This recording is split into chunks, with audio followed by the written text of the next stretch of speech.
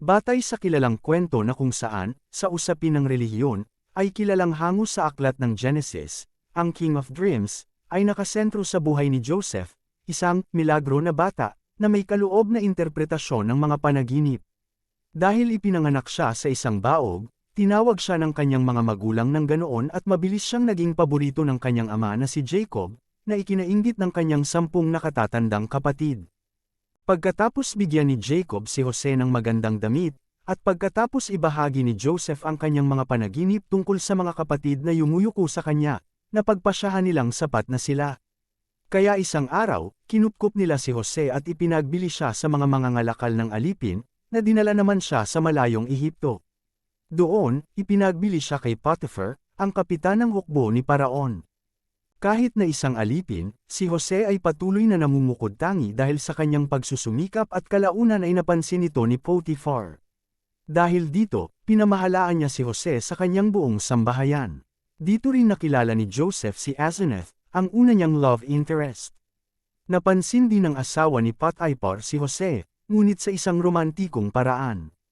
Isang gabi, matapos tangkaing, lapitan, siya, tumanggi siya sa kanyang kumpanya at maling inakusahan siya ng pananakit sa kanya. Dahil dito, siya ay inihagis sa bilangguan ni Potiphar.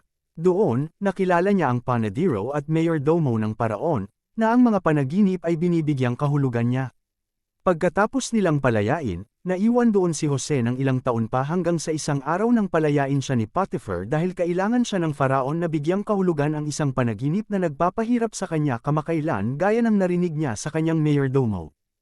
Isinalin ni Jose ang mga panaginip ni Faraon na kahawig ng taggutom sa Ehipto, at dahil dito inilagay ni Faraon si Jose na mamahala sa buong bansa at ginawa siyang pangalawang pinakamakapangyarihang tao sa lupain. Mula rito, muling nakilala ni Jose si Asenath at nagpakasal sila, at pagkatapos, inihahanda niya ang bansa para sa taggutom. Sa panahong ito, muli siyang nakasama ng kanyang mga kapatid na pumunta sa Ehipto para sa pagkain. Pagkatapos magplano ng paraan upang ihayag ang kanyang sarili sa kanila, gayon din ang pakikipagkita sa kanyang bagong kapatid na si Benjamin, sa wakas ay ipinagtapat ni Joseph ang kanyang sarili pagkatapos ilagay ang kanyang kopa sa sako ni Benjamin pagkatapos ng isang piging, at doon naganap ang isang nakakabagbag damdaming pagpapalitan ng paumanhin at pagpapatawad.